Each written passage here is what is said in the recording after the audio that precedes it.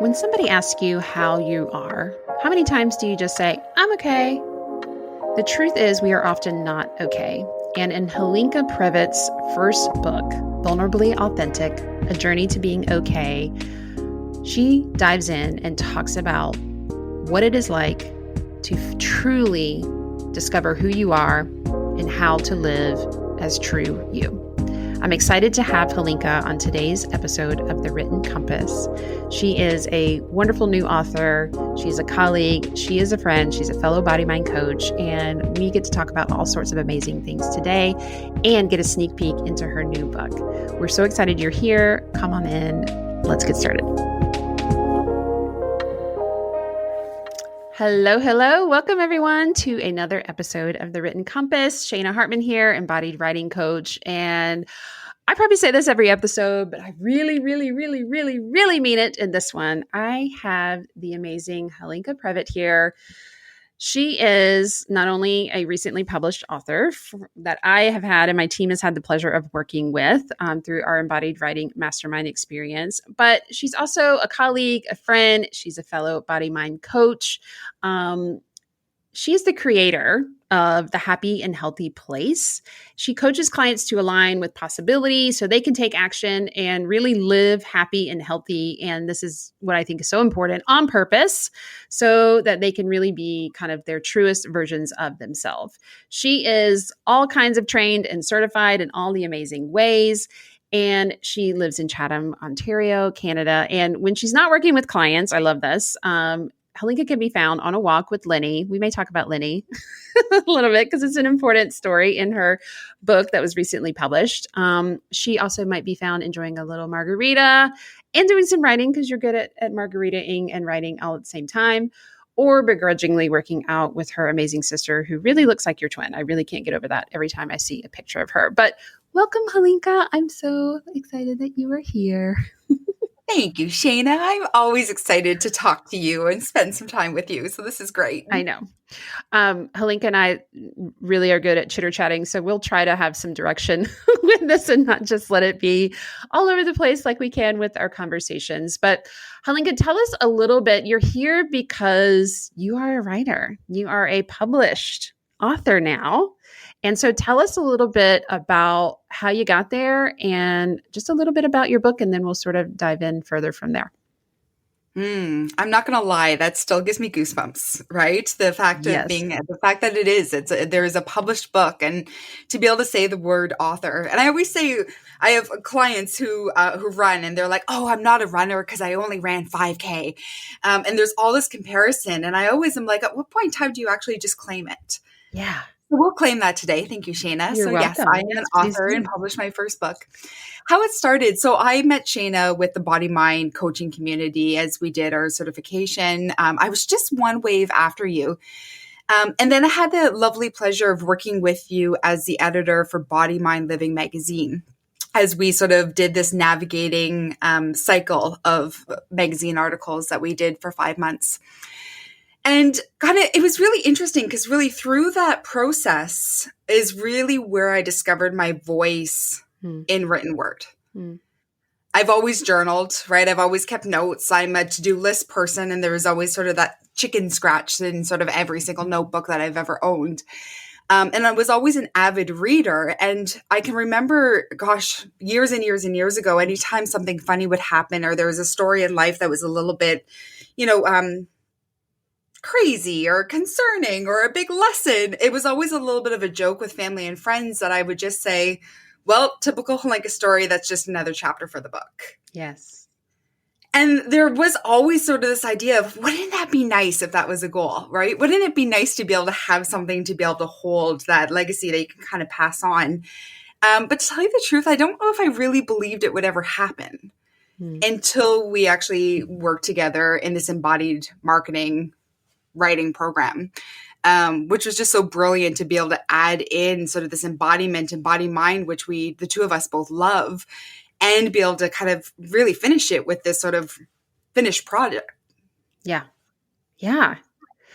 So I'm going to introduce your book a little bit. And I thank you for talking about all of the different ways, because writing gets to show up in so many different ways. So I just want to reflect back you have always written in some way, shape, or form. And I think a lot of people can relate to that. And even if you're not a journaler, there's some way that you are using writing to help you, even if it's in your to-do list, right? Even if it's in your notes to your kids, in your lunchbox, to your emails, whatever it may be. Like, we use the written word, we communicate.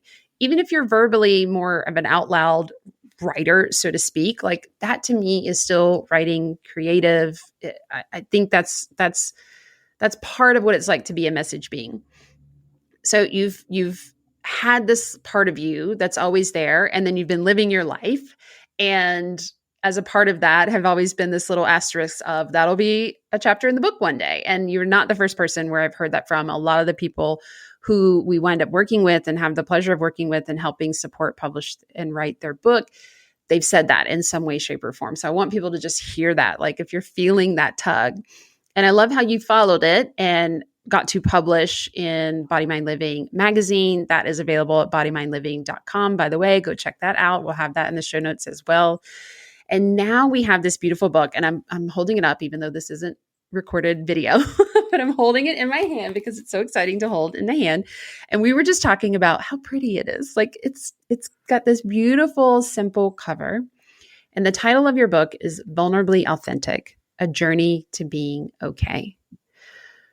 Talk about how this book came to be, because one thing that was really interesting about working with you, Halinka, is you came with that title, at least the vulnerably authentic part.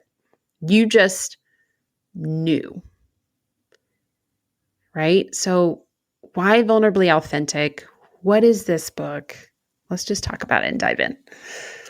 And I think that's a beautiful thing, because I forgot that I came with the title, to tell you the truth. So what a beautiful memory to come back to. But really, I came with the title, and to go back to that we're always writing, that title came from a conversation. I was working with my coach, and I was working with you as we were doing these navigating articles. And I loved the articles, and they were short and sweet. And yet when I finished the 5 months, these 5 individual articles, there seemed to be something that was missing. These articles were also written at a time that was a drastic shift in my life. I started these articles married. I ended these articles legally separated and coming to a divorce. And throughout that time, and really being able to use my voice to express myself, there was this beautiful safety in being able to write exactly how I was feeling. And it was kind of through this journey of writing these articles and just writing more and more, and being able to have this real safe space, being able to put pen to paper. I still do most of my stuff pen to paper. There's so many people with technologies and computers, and that's not how my process is at all. And kind of throughout the end of that, I had never felt more myself and more comfortable and confident and fully grounded in making one of the biggest decisions of my life, to leave my marriage. And from that, really, it was this kind of this new goal and this new way of being, to just truly be authentic. And I always talk with clients this from a coaching perspective, that the reality is that in order to be truly authentic, you have to be incredibly vulnerable. And people, I think, miss those two components that actually coexist in a relationship. Because really, to be authentic, you're not going to be for everybody, right? And it's one of those things that we know that, right? We know those people we gravitate towards. We know those words that we gravitate towards. And there's other times that it doesn't really sit with us, and doesn't make it right or wrong. It just doesn't really connect. And knowing that that's actually a possibility requires that vulnerability in order to step forward and be fully who you are. And then through that, really kind of showing up fully authentic, fully vulnerable, I realized that that was what was needed in order to actually fully accept and be okay. Yeah. And I know this because you're a coach too, Halinka. Like, why you could have just kept that, right? Like, you could have just kept on your journey and used it for you. But why did you feel, what led you to go, you know what? this is something that needs to be out in the world. I need to put these words that have been on the inside, these feelings, these experiences, these stories. Why do you feel like it needs to be in a book? Like, what led you to that? That's such a great question. It truly was. The reality is that when I was in my marriage, and it was a short marriage, no one knew the turmoil and the struggles that we were having. And I kept things completely silent out of really this sort of idea, this ideal that there was this respect in the marriage if I kept everything just between the two of us. And so when that did end, all of a sudden the comment I got over and over again was, oh my gosh, I had no idea. And how could you? Because I had no idea. And then through those conversations, what I really realized was that as we step forward and are vulnerably enough to be authentic, to share our stories, what it does is it gives someone else permission to share their own story. Mm. Yeah. And I think there's something really valuable in that, to know that, one, you're not alone in every aspect of life, and the funny parts and the sad parts and the crazy parts and the lessons, and all the sort of journey that life actually becomes, the ups and downs and the crisscrosses and upside down aspects of life. But really, we get to actually step forward, step through, and step beyond our story. And doing that hand in hand with people that we know, that we love, that we don't know, allows that journey just to be so much more clearer, and allows it to be so much more firmly rooted. And if nothing else, hopefully it gives someone else the courage to be able to think of their own lives and their own journeys. It was really, really neat. And that was the purpose of writing the book, but I never really understood the impact it would have until I actually received my first message. And it was a message from a colleague who I used to work with, who we used to travel together with the swim team. And it was so fascinating, because here is someone who I thought had this like grand time, and from the external everything was perfect, and her message was the same with myself. And as I shared my story of sort of the struggles I had when I actually was traveling with a team, I got this thank you note. And how, even though this event occurred in 2016, she's just acknowledging it now. And that was the purpose of writing this book, is to be able to reach people out, to be able to acknowledge and share their stories of what they're doing with their journey. Yeah. And I'm grateful too. You know, I've been reading this book and supporting you in writing this book for months now. And what I love is, like, when we started this journey and you said yes to yourself and to this idea, like you didn't know, right? Like, you couldn't have known the impact or what was going to happen. You had the tug, you followed it, you let the words just come, the stories just come. And I loved being a part of just watching you, like, bring that insight onto the outside and then see what happened for you, right? Like, reliving them and reflecting on them, and then making these amazing connections to this idea of being vulnerably authentic. Like, there was a journey for you in that. And I love how it's kind of meta, right? Because now you're seeing it for the people who are reading those words. Like, talk a little bit about the impact of that, because I think that's something, right? Like, we think the idea of a book, yay, that sounds exciting and really fancy maybe, but maybe a little bit out of our league. But like, just, do you understand what I'm asking? Do I understand what I'm asking? And I'm or trying what not shows to up? oh my gosh, I'm trying not to burst out laughing, burst out laugh here right now, because truly this project was the most wonderful, difficult, crazy, emotional roller coaster thing I have ever done. Yeah. And I recommend it to everyone, even though there was moments that it was awful and there was so many tears and wondering what the heck I got myself into. Yeah. And really, it was such a healing journey.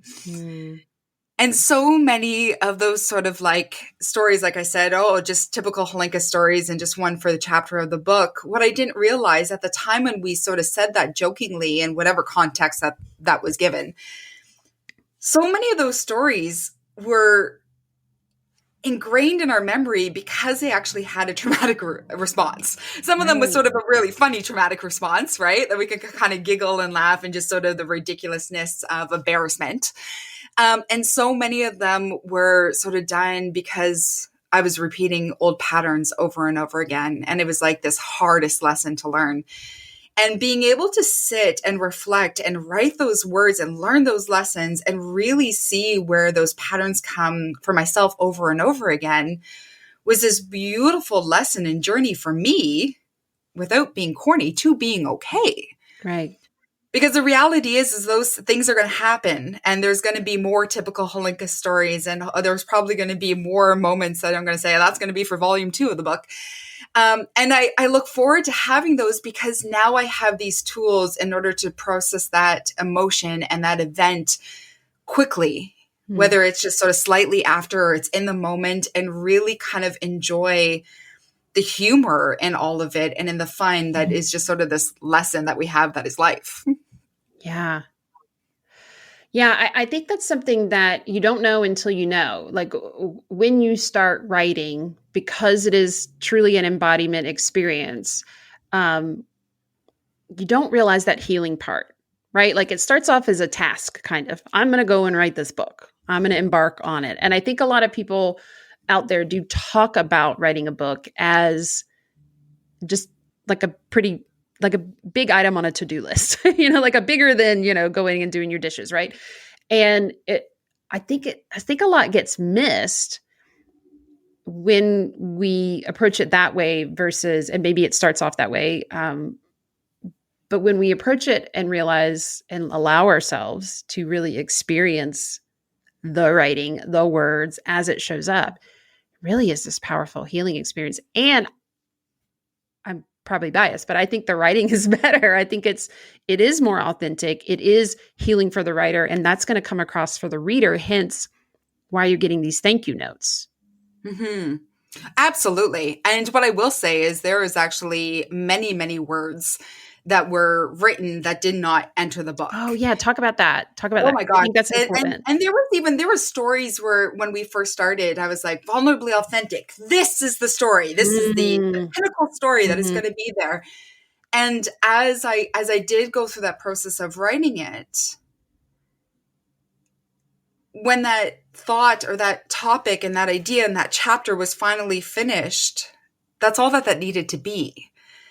It didn't actually flow with the rest of the content. It didn't have the message that I wanted to have, but there were so many words and ideas and scenarios that were written that in the end, I just needed to write and to process. Yes. And some of that was actually what really was the catalyst of creating things that actually got into the book that I had no idea was even going to be a thought, an idea, a story, that ended up really being some of my favorite pieces.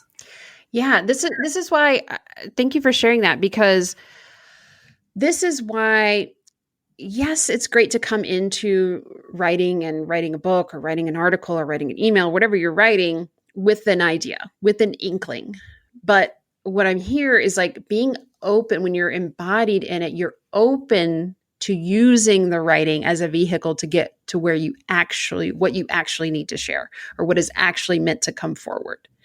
And so when you allowed yourself that space to just write, allow whatever stories were coming up, I remember those conversations where we use a tool called Voxer, where we get to just talk and blab back and forth, nice and easy between our sessions with each other.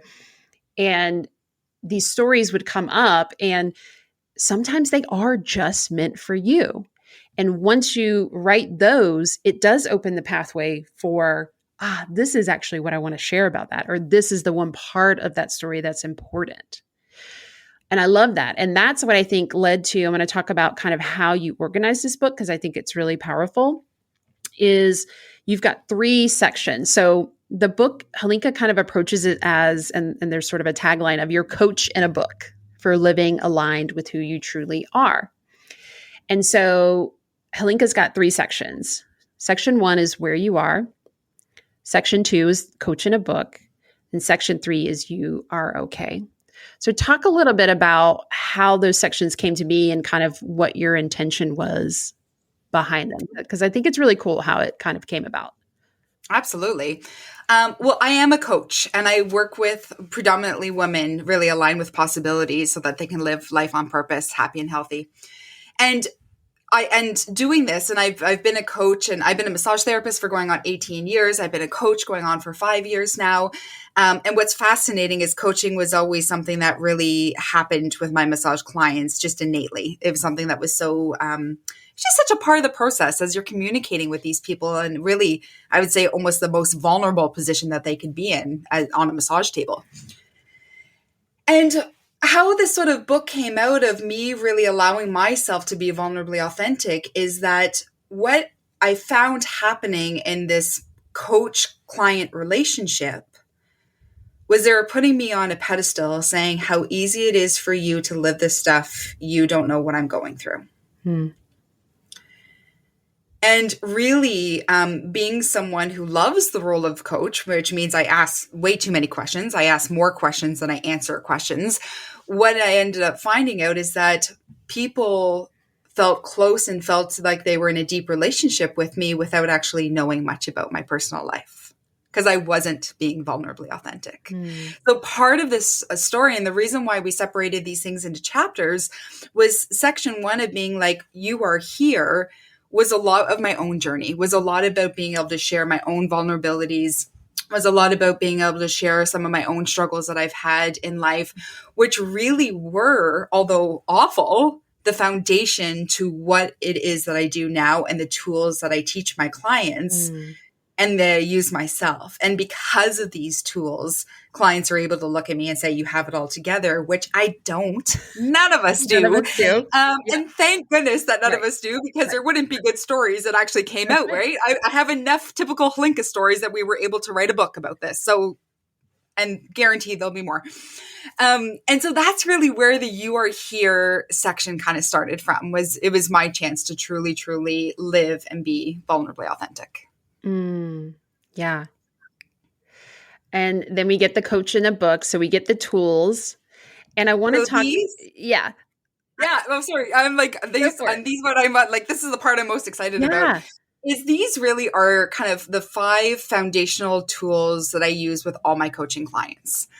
And really, I wanted this book to be able to be used as a self-discovery, a self-discipline, a self-learning structure, so that you don't need to necessarily take the steps to hire anybody, that you're able to do that work yourself. And when you're ready to go deeper, that's where you get to explore the relationship between client and coach. Yeah. I love that. I want to point out, because it just came up in a conversation that we just had the other day during one of our writing sessions with our community. Your 3rd tool is called Understanding the Should Shame Cycle. And you tell a story about in this chapter about going to the gym. And I'll kind of like talk / read from it because I've got it right here. But you signed up and you were like, I am going to go to the gym, and you had to sign up like to hold your spot, right? That'd be my commitment. And I remember you sharing about that. And here comes the alarm, right? And you're like, alarm, I don't want to do this, right? And you said, Halinka, you should get up. You committed to the gym, right? You took someone's spot, and you'll let them down if you don't go. You'll feel better after you go. You're a lazy piece of bloop if you don't go. This was the encouraging pep talk, you write, that my brain gave me as I rolled out of bed. As I entered the gym, the group is huddled in a circle, chatting, smiling, and laughing. I try to hide the disgust on my face as I observe their seemingly joyous behavior. And here comes your self-talk again, right? Halinka, you should smile. You should join in on the conversation. You look like a psychopath standing away from the group, staring at them in revulsion. My brain shaming encouragement keeps coming in strong. And then you go on and tell the story of like getting through the workout and then your body literally going, no. and you wound up leaving the gym kind of like midway or so through the workout. And then you explain and kind of talk through this should shame cycle. So can you just share a little bit, like, what is that? Tell us more about that one particular tool, because I think it's a really powerful one, and it'll really get people excited about reading the rest of the book. I feel like that is a scenario that most of us can really understand and be like, relate to. And I came at this scenario where, and I think this is also relatable, where I used to be really active. I did triathlons, I was on sports teams, I've run marathons and the whole bit. And then life happens where that shifts, and I no longer identify as I would say a crazy person who decides to do 6 hours of exercise on a Saturday and Sunday for fun. Mm-hmm. God bless those people. I love you, and maybe one day again, but so not interested at the moment. So here we are, like signing up and just wanting to be healthy and wanting to lose some weight, and wanting to feel good in your skin. And in order to do that, you should go to the gym. You should eat a certain way. You should drink so much water. And the list, I think all of us can sort of understand, goes on and on and on and on. And the reality is, and as a coach, should is my least favorite word, because the more that we should on ourselves, the more shame that actually comes when we do not do that action. And there is a certain level of willpower that you can do. I should go to the gym. I signed up for the 6 a.m. workout. I had gone fairly regularly. This was not my first week of workouts. I had known these people. I have laughed with these people. Like this, was a community that I was quite comfortable with. And there's so many times when I should go, you go because, I want to make a habit. And you're absolutely right. I should go do this.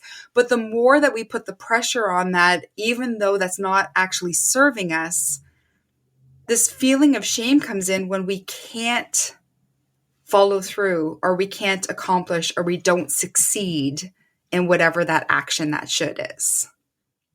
The rest of the story happens when I decided to listen to my body, which was screaming in pain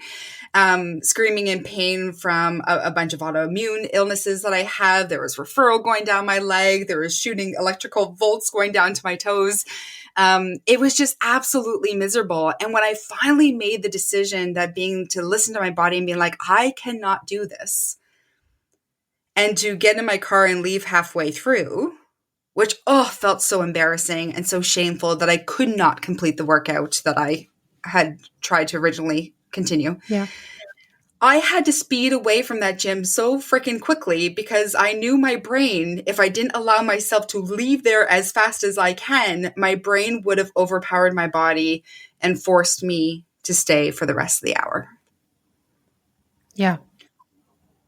And so what we talk about in the book is, instead of really focusing on the should shame cycle, which really is an old pattern that all of us, I think, live on a regular basis, is actually shifting it to a could and. So I could go to the gym, and does that really serve me at this moment? Right. So really giving ourselves the opportunity to be really able to be intentional, to live this embodied way that we talk about in the book that you and I focus on with coaching. And really starting to come from this beautiful place of harmony, so that we can actually live in an aligned way that serves us most. Because the reality is that my brain said I should go to the gym, but if I actually allowed myself that, and I could go to the gym, and right now my body, it just does not serve me. That rest day would have actually been more beneficial and more motivating the next day when I got up and it's like 6 a.m., it's time to go to the gym. Right. Because what we say yes to, right, we're saying no to something else, and vice versa. So I want people to hear, this isn't about, then you just never, you never go and do the thing that is beneficial. It's not about that. It's really taking a moment, taking a breath to feel into, right? I could do this. And yes, that is the best thing. That does feel good for me today. Or And I think I need to rest today so that I can do it at full capacity tomorrow, whatever the it may be. And I just love that. And so if you people who are listening right now, like find a little click in whatever we just shared there in the should shame cycle as just one tool, just imagine having all 5 of the tools at your fingertips at any time. Halinka's book is full of these things. And it's also full of stories. I love that it's easily accessible. It's personable. The stories are that beautiful blend of who you are, which is just this fun, hilarious, sarcastic, right, way about you, and so real and reflective, and able, like, you help us process that pain that sometimes comes from some of those, hilarious but sort of tragic, like you said, sometimes traumatic events that happen. Yeah. Oh, thank you. I'm so glad this book exists. I'm so glad you said yes. I'm so glad it's already touching people. We had another one of our writers just the other day talk about how she bought multiple copies of Halinka's book and is literally passing it out to her friends and her own clients. This is the power of getting your words out there. So Halinka, if someone was thinking about, right, like, oh, that'll be a chapter in the book one day, but they haven't quite yet taken that next step, is there anything that you would love for them to know? Oh my gosh. 2 things. One is just to start writing it down. Don't let it be messy. Don't let it have to make sense, right? So much of it is actually just the processing of, there's something really beautiful, and there's so much science behind this, of actually putting pen to paper and actually releasing that memory, releasing that trauma, and actually kind of processing it out. So I highly, highly recommend, if you're not already into the practice of that, giving yourself permission, whether it's once a day, once a week, once a month, to actually sit and give yourself 15, 20 minutes to process it. Just paper to pen, unconsciously, allow that to be released. And number 2, hire a damn coach. Oh my gosh. There is no way that this project would have been completed if it weren't for Shayna and her team. And this is, in all honesty, there is something really beautiful. And this is why we do coaching, right? Like, I think, and all of us coaches, I coach and hire a coach. And the reason we do that is because there's something so powerful with the coaching and client relationship that allows you to move forward, that allows you to process everything that actually is coming up during the process of achieving whatever goal that you're at. And also realizing that sometimes it's not actually about achieving the goal. Right. And they're having something such a beautiful project, and such a big, daunting project as finishing a book, which still sounds crazy in my head as I say it, to be able to have that team, to be able to walk you through it, and to be able to go through the whole process. There is so much more than just cover design and putting it together and helping upload the files, etc. It really is that journey that you're able to heal and go through your own words so that you're able to share that with others. Yeah. I hear that. My writing doesn't happen by myself. And there's really no other, all these beautiful books that we love and adore and read and reread, don't let yourself be fooled. They did not do that by themselves. And so whatever support looks like for you, I completely agree with Halinka. Get it, use it, access it, invest in it, whatever that looks like for you.